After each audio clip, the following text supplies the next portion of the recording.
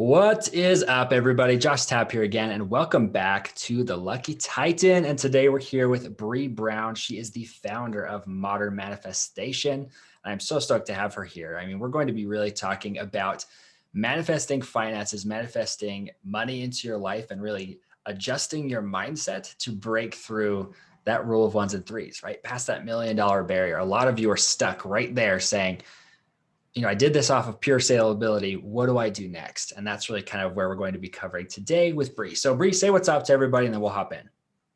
Hello, hello. Thank you so much for having me. I look forward to it. Yeah, absolutely. So Bre, my first question for you, how do you get past the woo-woo of manifestation? You know, There's a I lot guess, of like energy and things like this that people talk about. yes, How do you get to the root of it? yes, that is a very common question, actually. It's like so many people see the documentary The Secret and they're like, oh, okay, got it. It's like spirituality, woo-woo, energy, bullshit. Oh, sorry, stuff. Got it. You're I really think that you have to think about manifestation less from like the spiritual, energetic side and more from, I think everyone can get behind the fact that your life is a direct representation of your identity, how you show up in the world, what healthy habits you have, what you're doing, and even the luck that you have. And some people just say manifestation is another way to say the luck that you have. And most people, especially entrepreneurs, can agree that a lot of times luck can be created in the consistency and the mindset that you have and the things that you're doing day to day, really just the healthy habits that you're establishing. So that's, if you can look at manifestation that way, then you're already on board and you're already doing it. I love that. I mean, it's manifestation is more of a lifestyle than it is an experience. So Yes, that's 1000%. You don't have to believe in, all the woo-woo energetic. Some people really love to go down the whole law of attraction thing. And it's like, that's fine. That could be your total cup of tea. For other people, it's like, you could still get some value from that idea without having to go down that more spiritual path. well, and I'm grateful you have that take on it because I have a lot of people who will want to come on the show and they send me their bio and they're like, they are in kind of the more spirituality thing. Not that I'm against any of that. I'm just not hugely interested in it. And so it's really hard to have a great conversation about something you have no interest in whatsoever. So when it comes to the manifestation and like you say, kind of creating your own luck, it kind of reminded me of a story of one of our guests she came on our show, probably one of our first guests, but she was talking about, you make your own luck. People talk about waiting to open the door. And she's like, I just went to a hallway that had a lot of doors and started kicking them down. And I was like, that is Love that. brilliant. That is brilliant. You can quote me twice. You can use it. Yeah. So for you, when it comes to that lifestyle of manifestation, what are kind of the big tools and tactics that you use to help manifest more in your company? Yeah, I think the one thing that I would say most people could benefit from is getting clarity. Clarity on things that are keeping you stuck from a mindset perspective. So those beliefs that you have.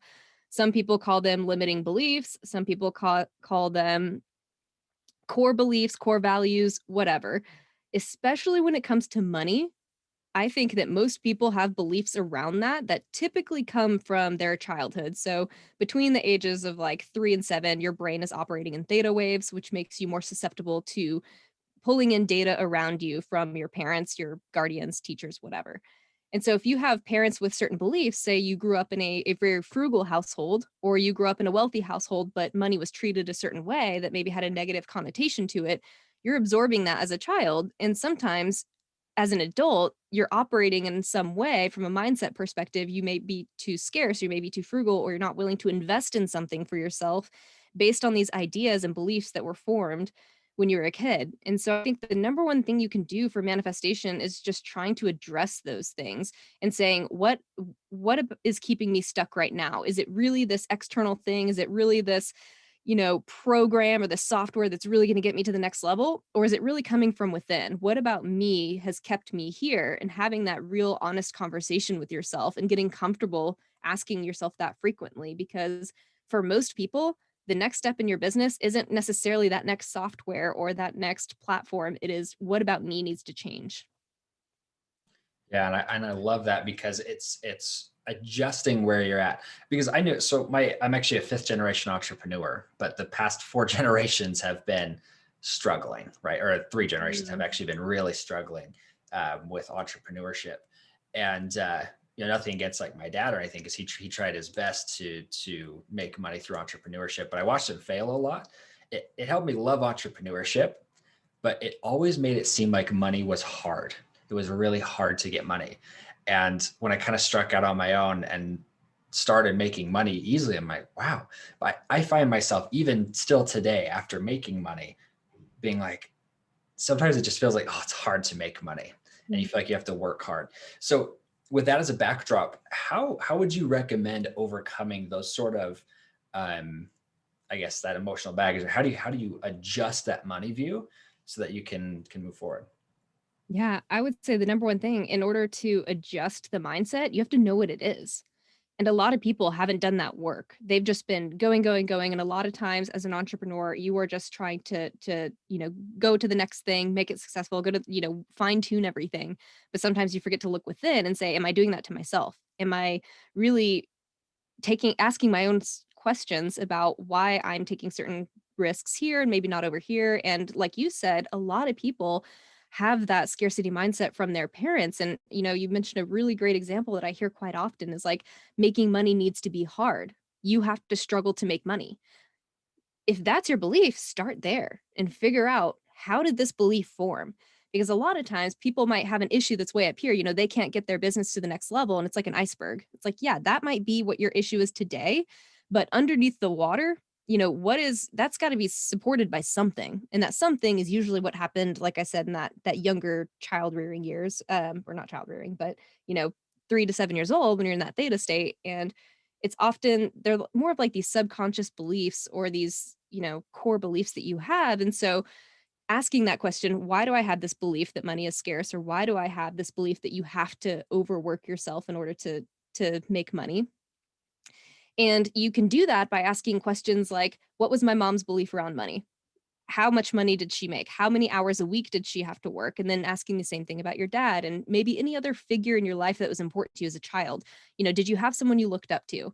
Did you have a teacher, a mentor, a guardian, whoever that person was?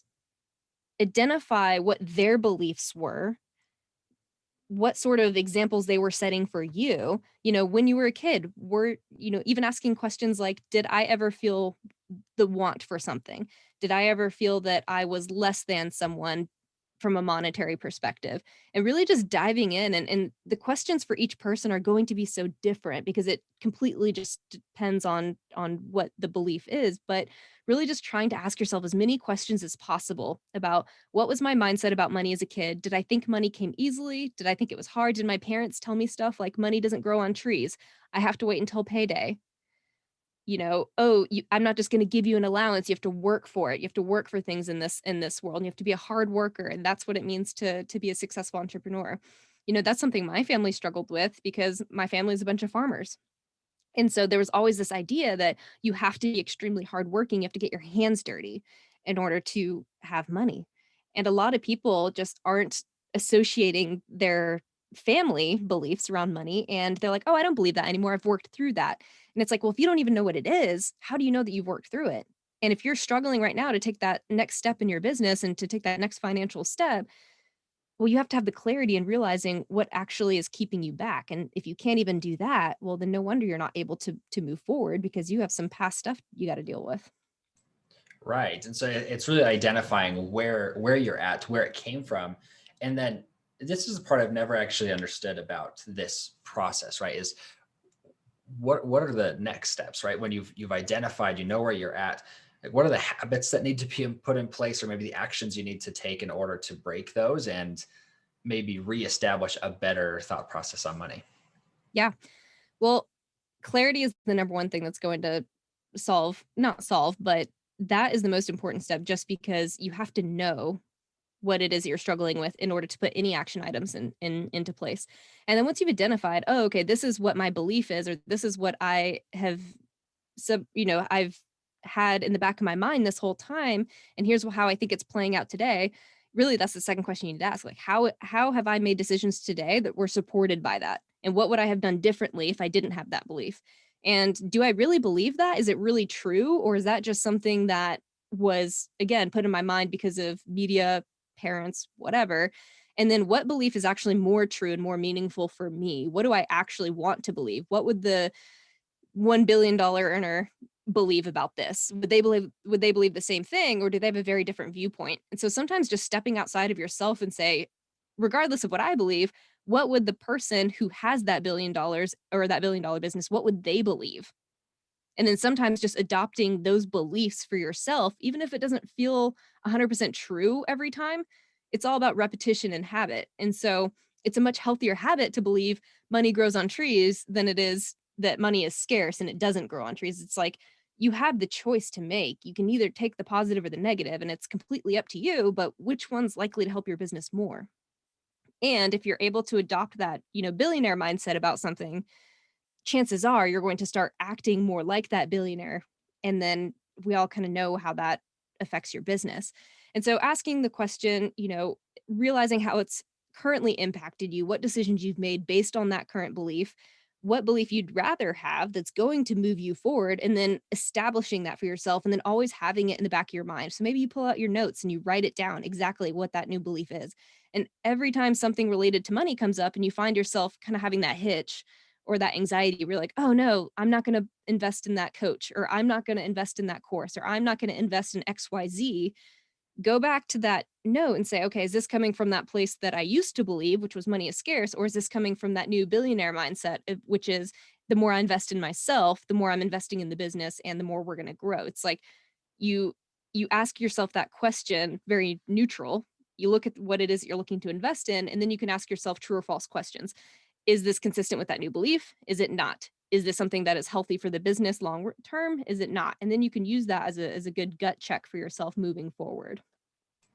That's brilliant. And what's interesting, I want to kind of pause here at this point in the process, because I feel like a lot of people who get stuck at the 7-figure mark, and I've seen this with a lot of our clients, is it's always a tactical issue that they're worried about, right? I even see that for myself a lot of times. Oh, I need to fix some tactical issue, but nine times out of 10, it's because you're just looking at it wrong. You're looking at the problem Yes.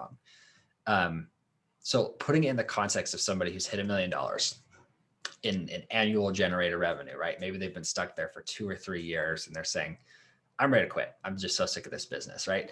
So what would you do if you were in their shoes in order to break that 7-figure mark? Yeah, I would try to step outside of yourself and really, you can ask these questions in different ways. And sometimes it is about money. And sometimes too, it's just about, a lot of times, of course, you and I were talking before we hit record about a lot of people, it is money, right? Because I'm not willing to do X, Y, and Z, which can oftentimes go back to money. But then other times too, it's just within yourself, what habits or what have I not changed that I've been resisting? And so a lot of people, they'll say, "Oh, I'm looking to get to that next step," or I am, they're looking at all these technical things, and then they're creating excuses. And they're like, "Oh, well, I can't do this, or I can't do that, or I can't about all these various things, or I could do this, but I'm not sure." And it's like, well, there's resistance there. So figuring out what that resistance is for you. And I think that a lot of times, especially if you're in that position where you're bringing up all the technical things, figuring out, do you really actually need those things X, Y, and Z, or are you just giving yourself an excuse that is outside of yourself and that is more tangible because it's easier for you to conceptualize, or it's easier for your ego to swallow even? A lot of people get to that place where they're like, okay, I am here and I am safe. I have made it to this amount of revenue that I've been gearing for. I now know how to do this and I feel good and successful. If I keep going and there's any amount of me that is worried that I'm not going to actually hit that number, that's scary. So instead of getting a huge ego hit, what can I identify externally that's outside of myself that's keeping me from getting there? And then once, and that that's out, it's internal and that it's not actually a technical thing, because as soon as that technical problem goes away, something else will pop up and then something else will pop up. It's never the external technicalities. It's always something that's within. And a lot of times your ego is going to want to point to everything else, but it's going back and it's really looking internally again and saying, what about me is not ready for that? And then when you start asking yourself that question, maybe it is something around money, maybe it's something around time. I've had clients too where we really get down to their self-sabotaging business because they might be a new parent. Or they might be wanting to start a family and they might have this fear of, oh, my dad was never home. My dad wasn't around a whole lot. And so when they start taking their business to the next level, that fear of, oh, my dad was a successful business person, but they were never around, they're still carrying that idea into their current business model. Not necessarily directly, but they have that belief in their mind. And they're then that fear is causing them to make certain decisions that aren't helping them.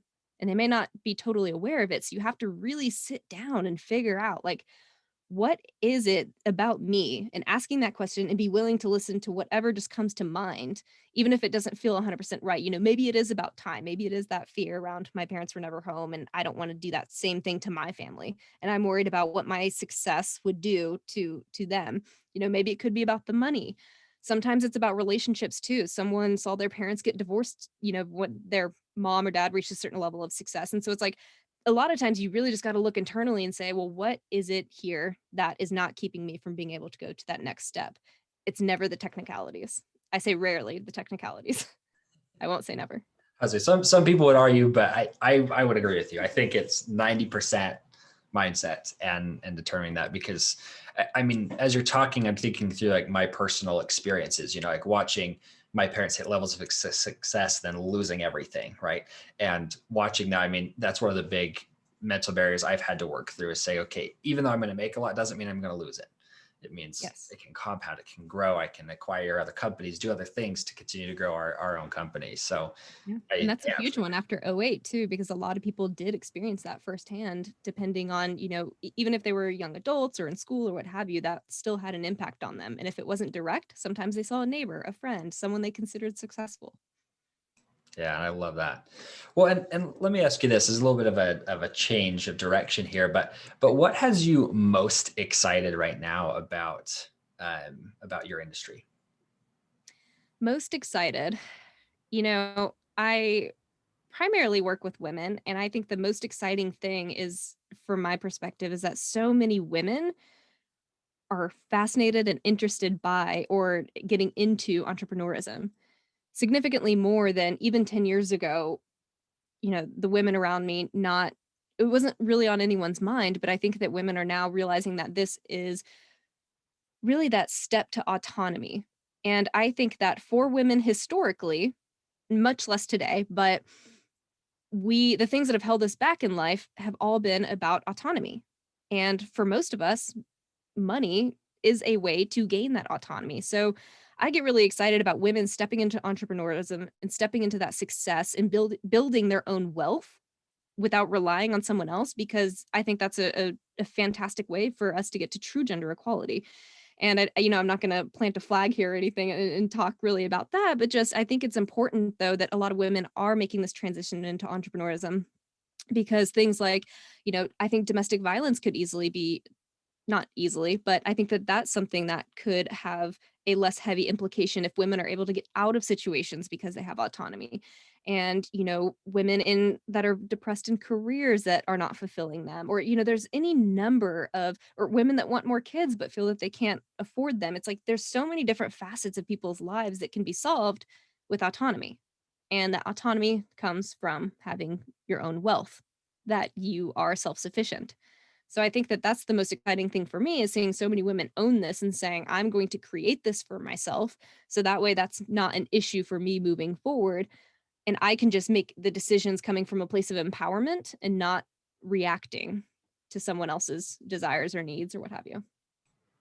I love that, because I mean, the ramifications of what you're doing is awesome. So I do love that. I completely agree. I think all the world's problems can be solved through entrepreneurship. That's just my belief. I think that's I the only agree. way. I think that's the only way they'll get solved, is through people being entrepreneurial.